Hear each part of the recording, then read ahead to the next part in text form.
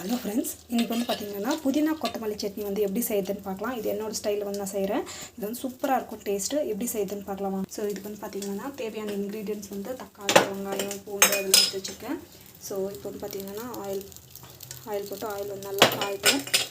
காஞ்சி பிறகு நம்ம வந்து பார்த்திங்கன்னா ஸோ பூண்டு, வெங்காயம், மிளகா நல்லா வந்து வதங்கிட்டோம். ஸோ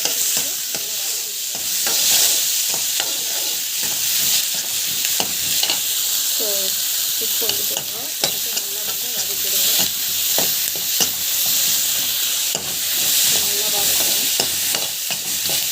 ஸோ கொஞ்சமாக வந்து உளுத்தம் பருப்பு வந்து கொஞ்சமாக ஆட் பண்ணுறேன். ஸோ உளுத்தம் பருப்பு வந்து போடுறதுனால டேஸ்ட் வந்து அதிகப்பட்டு கொஞ்சம் 1 டேபிள் ஸ்பூன் அளவுக்கு வந்து போடுறேன். இதாங்க வந்து நல்லா வதங்கிட்டோம். ஸோ இது நல்லா வதங்கிட்டோம். ஸோ இந்த ஸ்டேஜில் நம்ம வந்து பார்த்திங்கன்னா கட் பண்ணி வச்சு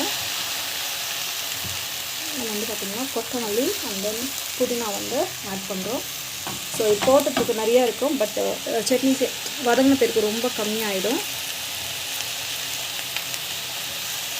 ஸோ சீக்கிரம் வதங்கிட்டு நம்ம வந்து பார்த்திங்கன்னா மூடி வச்சிடலாம் கொஞ்சம் நேரம். ஸோ நம்மளுக்கு வந்து பார்த்திங்கன்னா இது வந்து ஓரளவுக்கு வந்து நல்லா வதங்கிடுச்சு. பார்த்திங்கன்னா பாருங்கள், இந்த அளவுக்கு வந்து வதங்கணும். ஸோ இந்த ஸ்டேஜில் நம்ம வந்து பார்த்திங்கன்னா கட் பண்ணி வச்ச டமாட்டோ வந்து ஆட் பண்ணிடலாம்.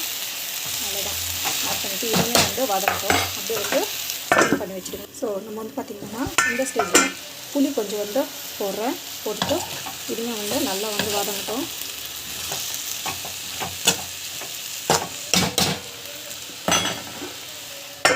நல்லா வதங்கணும். இது நம்மளுக்கு வந்து பார்த்திங்கன்னா நல்லா வந்து ரெடி ஆகிடுச்சு. சூப்பராக இருக்கும் சட்னி. இந்த சட்னி வந்து பார்த்திங்கன்னா ரைஸுக்கோ தோசைக்கு எல்லாத்துக்குமே வந்து நல்லாயிருக்கும். இப்போ வந்து பார்த்திங்கன்னா மிக்சியில் வந்து போட்டு போகிறோம்.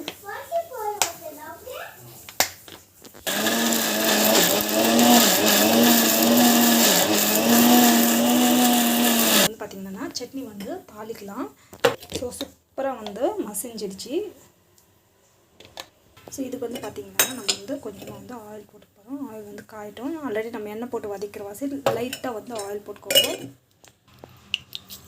கடுகு அண்ட் தென் சீரகம் வந்து போட்டுக்கோங்க.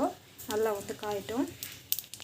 ஸோ நல்லா வந்து வதங்கணும். ஸோ வதங்கின பிறகு நம்ம வந்து போட்டுக்கலாம்.